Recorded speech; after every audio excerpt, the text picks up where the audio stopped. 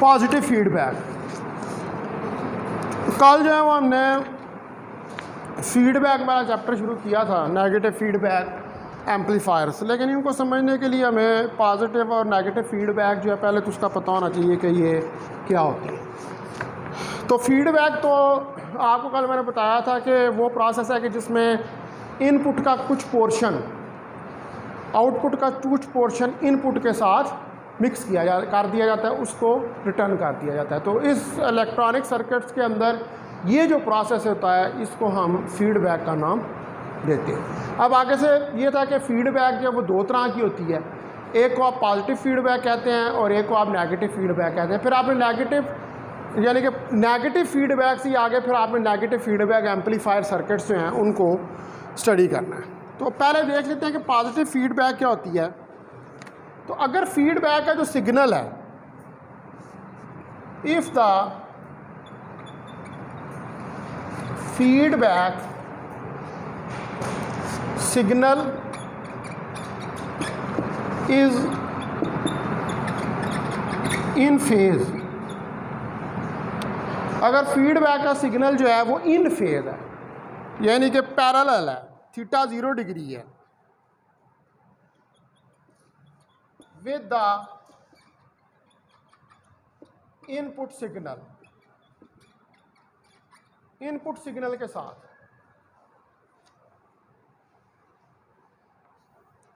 and increases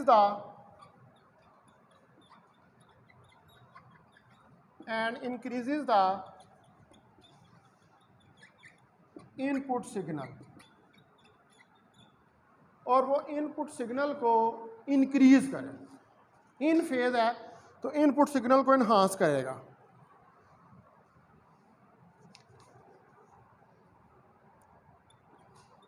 then this type of feedback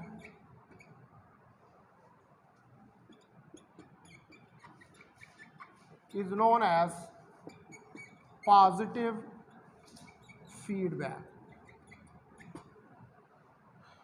इस तरह की जो फीडबैक है इसको हम पॉजिटिव फीडबैक का नाम देते हैं। तो अब इसकी हम ब्लॉक डायग्राम जो है उसे भी बनाकर देख लेते हैं कि जिससे हमने इसको रिप्रेजेंट करना है।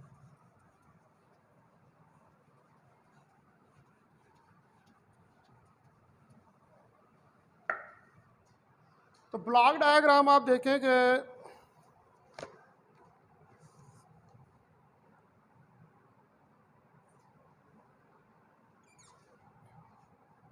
ये एक इंटरनल सर्किट है, ठीक है। ये अभी हम सर्किट में मेंशन नहीं कर रहा है इसके अंदर। तो इसके साथ यहाँ पर ये वोल्टेज है Vs, इधर से Vi प्राइम वोल्टेज आप दे रहे हैं, ये भी ब्लॉक लगा हुआ है सर्किट का, और यहाँ पर V0 प्राइम वोल्टेज जो आ रहा है आउटपुट के ऊपर। अब इसको इसके साथ मिला दें और ये हमारे पास कोई फैक्टर बीटा है और इसको इसके साथ मिला दें, ठीक है। ये पॉजिटिव फीडबैक, इसको कहते हैं फिगर 1A।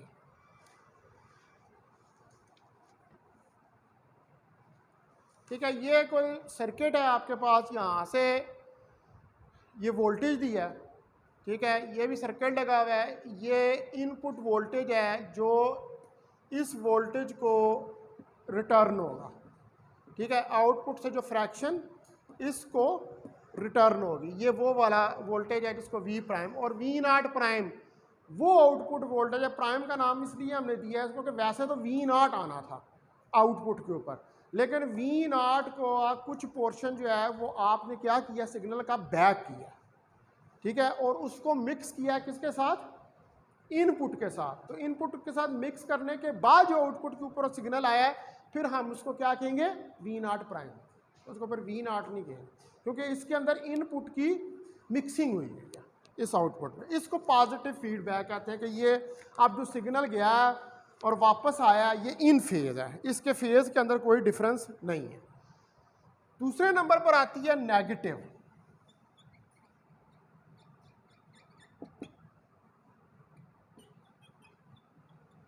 फीडबैक। तो नेगेटिव फीडबैक क्या है कि अगर जो इनपुट सिग्नल है वो आउट ऑफ फेज हो, ठीक है, if the feedback signal is out of phase, अगर फीडबैक सिग्नल जो है वो आउट ऑफ फेज हो with the input signal,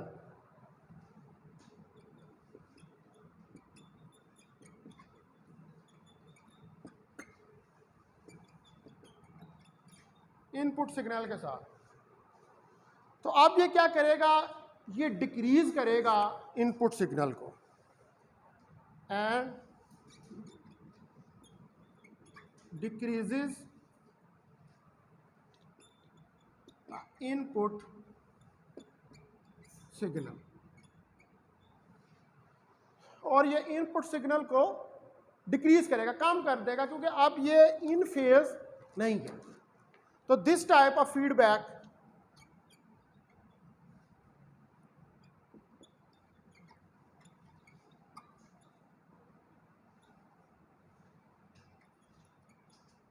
is known as negative feedback।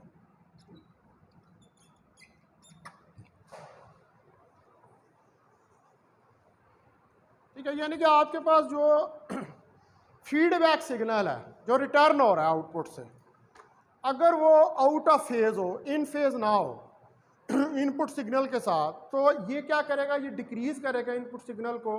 जाहिर बात आउट ऑफ फेज है तो वो एक दूसरे को कैंसिल करने की कोशिश करेंगे, तो जब एक दूसरे को कैंसिल करने की कोशिश करेंगे तो रिजल्टेंट एम्पलीट्यूड जो है वो क्या होगा, वो डिक्रीज होगा।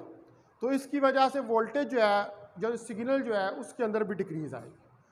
पहले नंबर वाली जो है उसके अंदर इन फेज होता है। तो इन फेज में क्या होता है कि दोनों वेव जो है वो आपस में मिलकर, सिग्नल मिलकर एम्पलीट्यूड को इंक्रीज कर देते हैं, तो इन्हांस कर देते हैं, तो उसकी वजह से वो इंक्रीज हो जाता है। तो पहले वाले को हम पॉजिटिव कहते हैं और दूसरे वाले को नेगेटिव फीडबैक एम्पलीफायर कहते हैं। अब इसकी जो ब्लॉक डायग्राम है वो भी बना के देख लेते हैं। देखिए ये उसी तरह, अच्छा इधर इसको ये पॉजिटिव और ये पॉजिटिव, क्योंकि ये पॉजिटिव फीडबैक थी, यहां पर अब ये पॉजिटिव और ये नेगेटिव, ये वी एस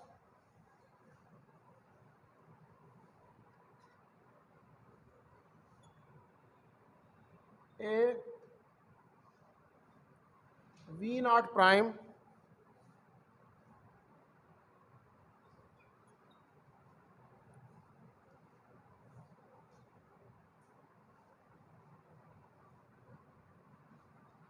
इधर बीटा लगा लें और इसको इसके सामने,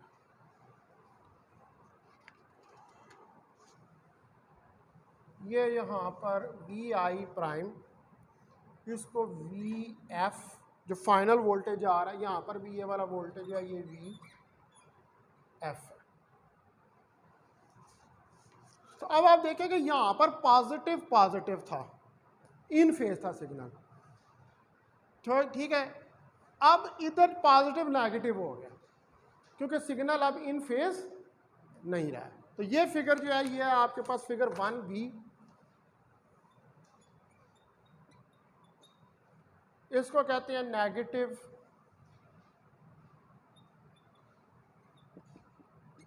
फीडबैक। ये नेगेटिव फीडबैक जो है ये उसकी figure.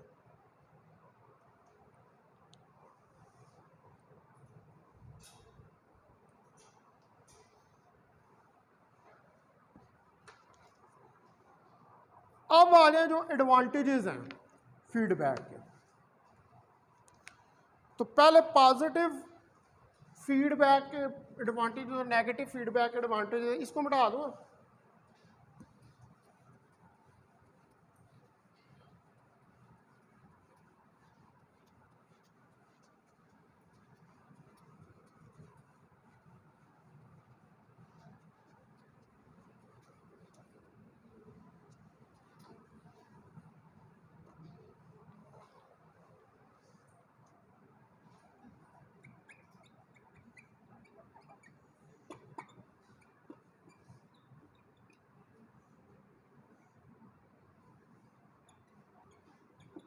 Advantages of feedback.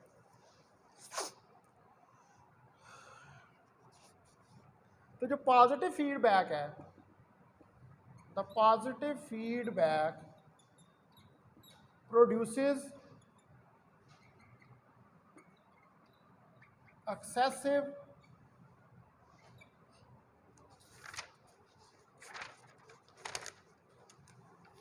Distortion.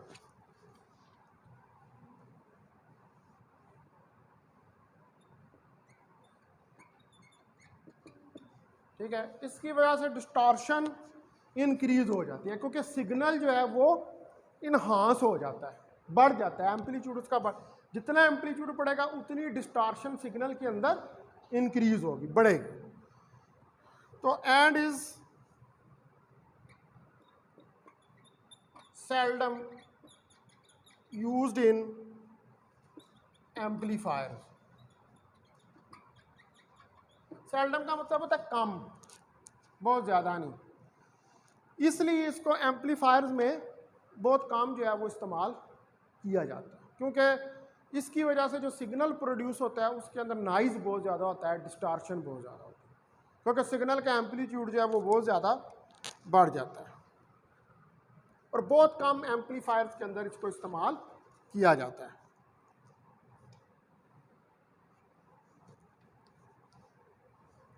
However, because it increases the power of the input signal,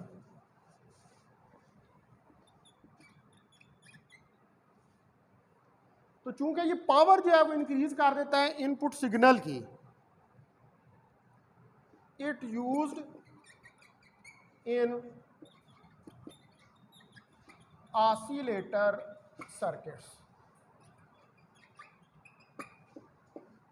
तो इसको फिर ऑसिलेटर सर्किट्स जो हैं उनके अंदर इस्तेमाल किया जाता है। ठीक है जी। अब जारी बात है कि अगर सिग्नल का एम्पलीट्यूड बढ़ेगा तो फिर सिग्नल की एनर्जी भी बढ़ेगी, तो जब सिग्नल की एनर्जी बढ़ेगी तो इट मीन्स कि सिग्नल की पावर भी इंक्रीज होगी। तो चूंकि ये वो इन फेज होता है, सिग्नल की पावर और एनर्जी को इंक्रीज कर देता है, इसलिए इसको हम ऑसिलेटर्स के अंदर हम पढ़ेंगे आगे जाके ऑसिलेटर्स को भी। ठीक है, तो ये वाली फीडबैक जो है उसको ऑसिलेटर्स के अंदर यूज किया जाता है। नंबर 1 हो गया। दूसरे पर अब आप आ जाए नेगेटिव फीडबैक पे। इसको क्या है, positive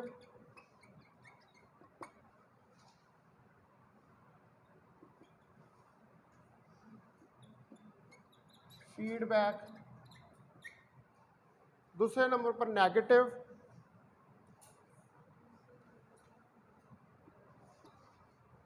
feedback.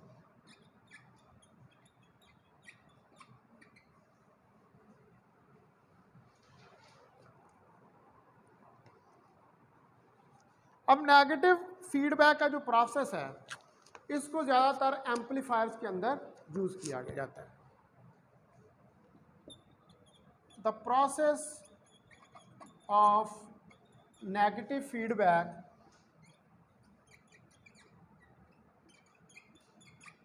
is used in amplifiers most of the time.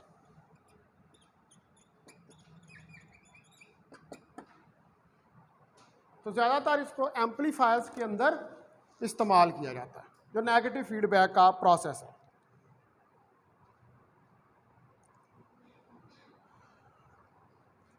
अब जो नेगेटिव फीडबैक है ये हालांकि गेन को रिड्यूस कर देती है, क्योंकि ये इन फेज नहीं होती है, ठीक है।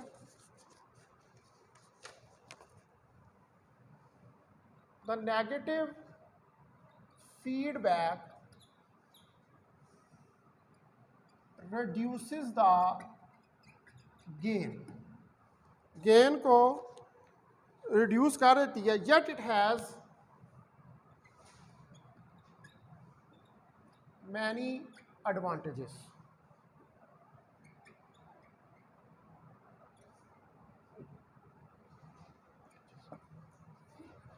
इवन के ये गेन को, क्योंकि इन फेज नहीं है, आउट ऑफ फेज है, तो एम्पलीट्यूड सिग्नल का काम हो जाएगा। जब एम्पलीट्यूड सिग्नल का काम हो जाएगा, इसका मतलब है कि उसकी एनर्जी कम हो जाएगी। जब उसकी एनर्जी कम हो जाएगी तो इसका मतलब है उसका गेन कम हो जाएगा। तो इवन के ये गेन को रिड्यूस कर देता है, लेकिन उसके बावजूद हम इसको यूज़ करते हैं एम्पलीफायर सर्किट्स में। उसकी वजह ये है कि गेन के रिड्यूस होने की वजह से जो सिग्नल के अंदर डिस्टार्शन होती है वो भी रिड्यूस हो जाती है, नॉइज़ कम हो जाता है। तो फिर ये हमारे लिए कंफर्टेबल है कि हम इसको इस्तेमाल करें एम्पलीफायर्स के अंदर, जहाँ पर हमें अच्छा सिग्नल जो है वो मिले, जो डिस्टार्शन के बगैर हो, जिसके अंदर फ्लक्चुएशंस या नॉइज़ जो है वो ना हो। अब पहले नंबर पर इसका जो एडवांटेज है, ये रिड्यूस कर देता है डिस्टार्शन को, रिड्यूस्ड डिस्टार्शन पहले नंबर पे। दूसरे नंबर पर स्टेबलाइज्ड गेन,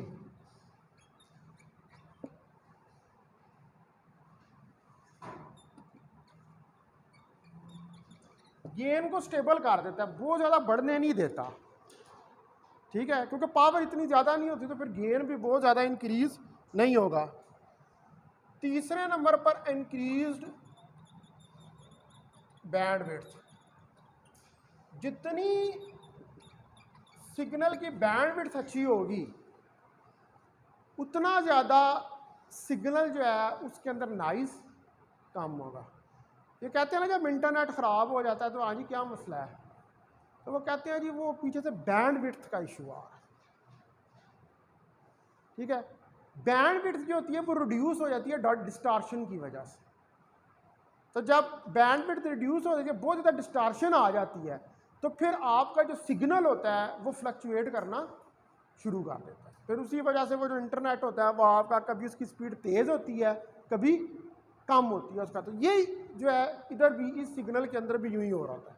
इसकी अब जब कम डिस्टार्शन वाला सिग्नल यूज़ करेंगे तो फिर वो बैंडविड्थ को क्या करेगा, इंक्रीज कर देगा, बढ़ा देगा। उसके बाद चौथे नंबर पर उसका एडवांटेज है changed input and output resistance. अब जाहिर बात है कि सिग्नल बैक हो रहा है तो इनपुट रेजिस्टेंस भी चेंज होगी और आउटपुट रेजिस्टेंस जो है उसके अंदर भी चेंज आएगा।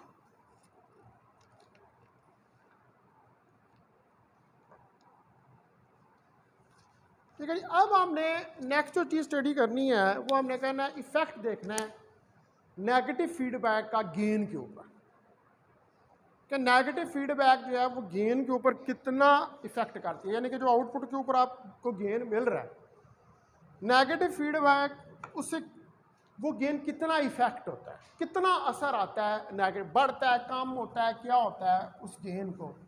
वो ज़रा हमें देखेंगे। तो हमने अभी जो इसके एडवांटेजेस में पढ़ा है वो यही पढ़ा है कि ये गेन को क्या करती है, स्टेबलाइज करती है, एक ख़ास हद से गेन को बढ़ने से रोकती है।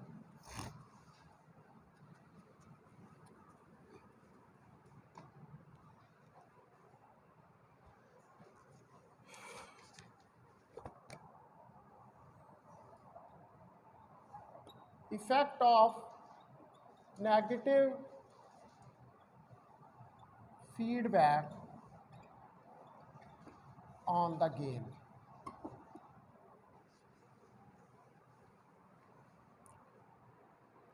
तो पहले मैं यहाँ पर जो है इसका सर्किट ड्रा करता हूँ। ये देखें, आपके पास एक बीजेटी है, बाईपोलर जंक्शन ट्रांजिस्टर है, कॉमन एमिटर कॉन्फ़िगरेशन के अंदर। ठीक है जी, ये NPN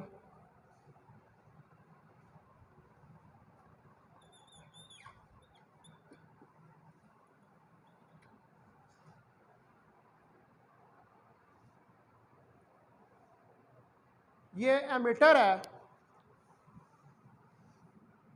ये कलेक्टर है, ये बेस है, ये एमिटर है, और एरो मैंने ऊपर की तरफ डाला है। इसका मतलब है कि ये NPN ट्रांजिस्टर है। ठीक है, तो NPN ट्रांजिस्टर को नेगेटिव फीडबैक के अंदर जो है वो हम लगाने लगे हैं।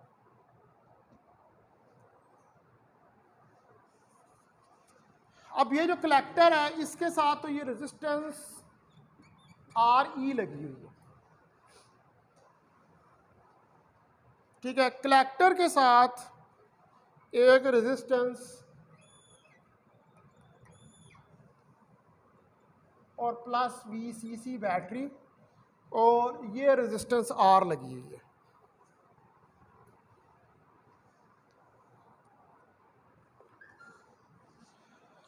ठीक है, अब इसके इनपुट सर्किट के ऊपर आए। ये बेस है, इस बेस के साथ यहाँ पर एक कैपेसिटर CF लगा हुआ है, उसके साथ एक रेजिस्टेंस RF लगी हुई है।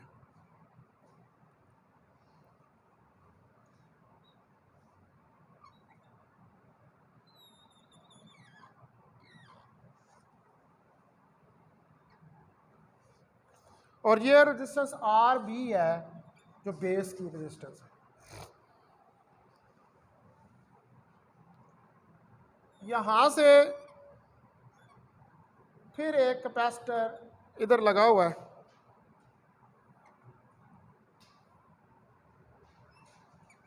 और इधर से ये आप इनपुट सिग्नल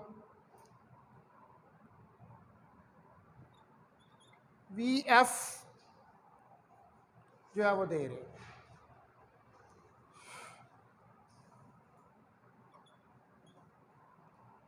ये 1-1 टर्मिनल है।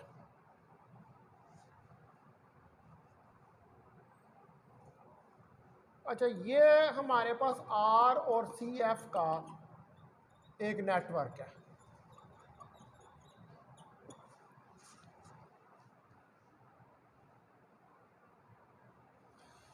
ये हो गया इनपुट। उसके बाद इधर आए, यहाँ पर आउटपुट के अंदर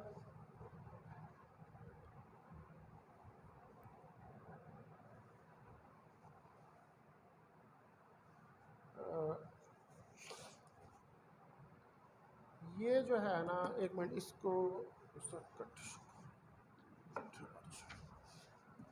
ज़रा एक मिनट मिटा।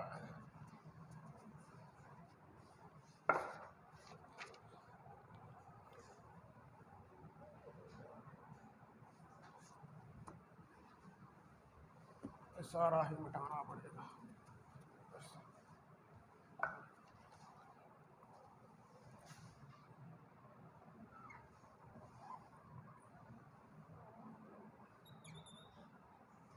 इसको इसके साथ मिलाएं। ठीक है, ये RB रेजिस्टेंस आ गई, इसके आगे इधर ये कैपेसिटर लगा हुआ है, यहाँ पर ये VF11 voltage.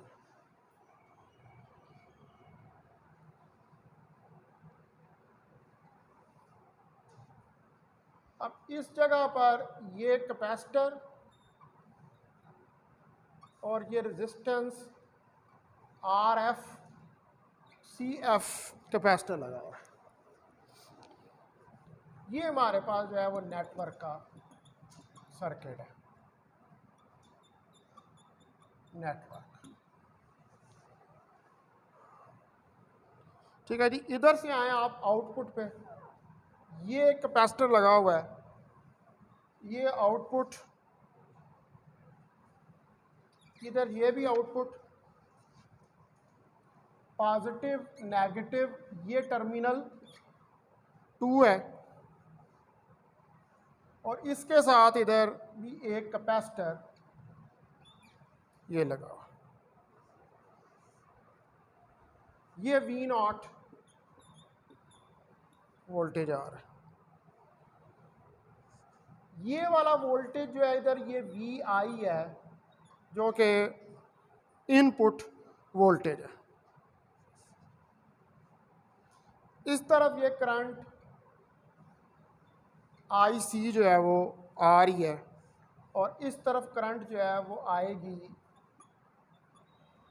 IE।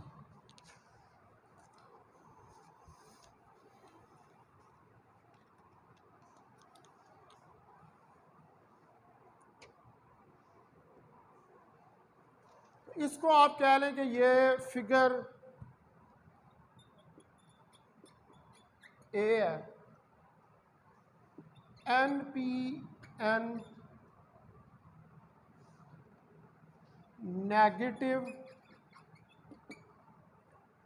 Feedback circuit.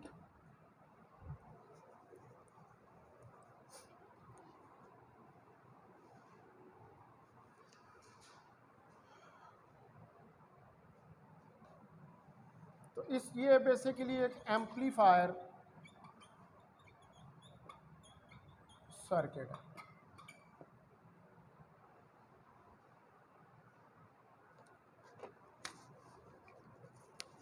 ठीक है जी। तो ये एक नेगेटिव फीडबैक एम्पलीफायर का सर्किट जो है वो हमने ड्रा किया है यहाँ पर, और ये NPN ट्रांजिस्टर जो है उसको यूज़ किया। तो practical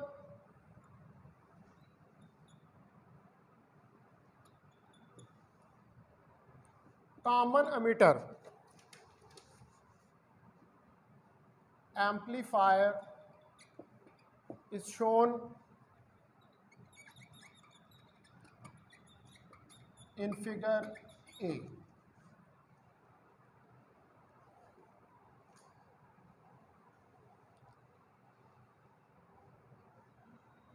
Has negative feedback applied through resistance RF।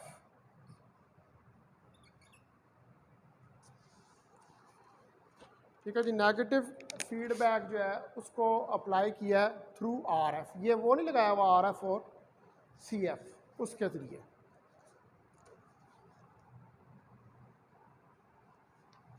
And blocking capacitor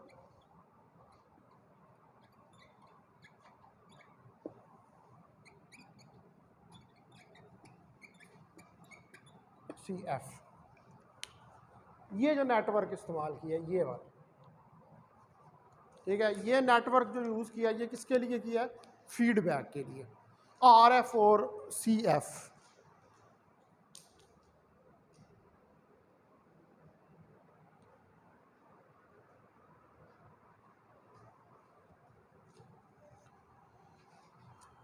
अब जो पोर्शन है आउटपुट वोल्टेज का वो V0,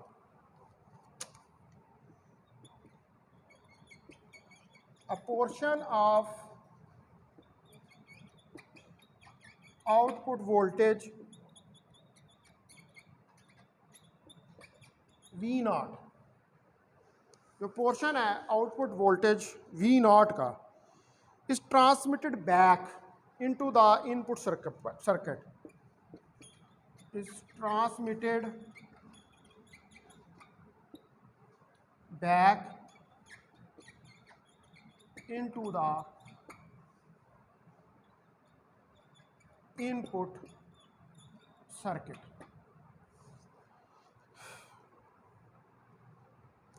Through RF.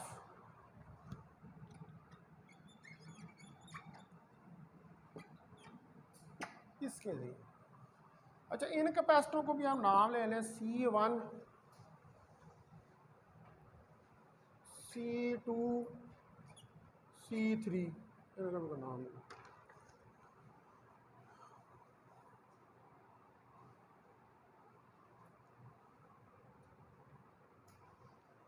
अब जो फेज है यहाँ पर, चूँकि नेगेटिव फीडबैक एम्पलीफायर है, तो आप जो वोल्टेज बैक कर रहे हैं वो 180 आउट ऑफ फेज होगा, ठीक है, because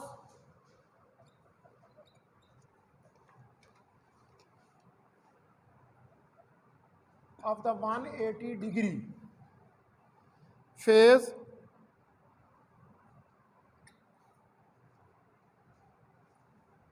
in the common emitter amplifier.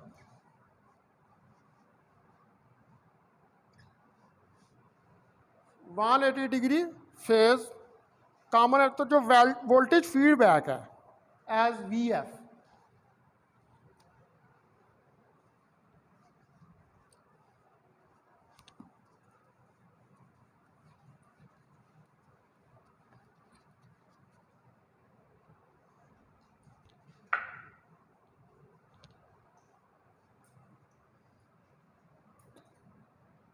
The voltage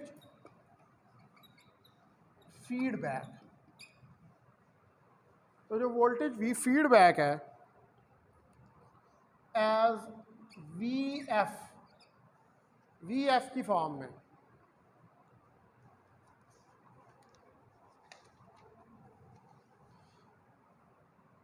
is opposite phase are negative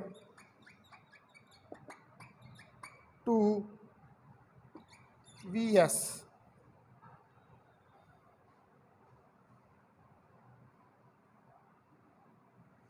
and the feedback voltage, और जो फीडबैक वोल्टेज है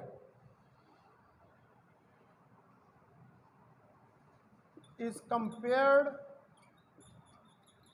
and subtracted from the input voltage.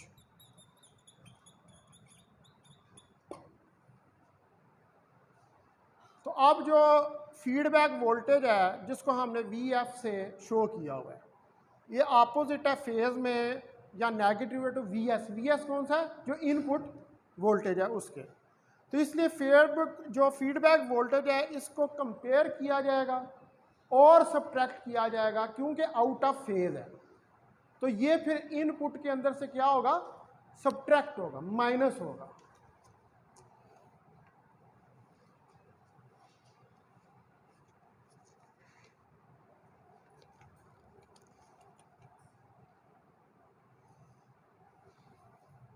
अब यहां पर जो डिफरेंस है, ठीक है, द डिफरेंस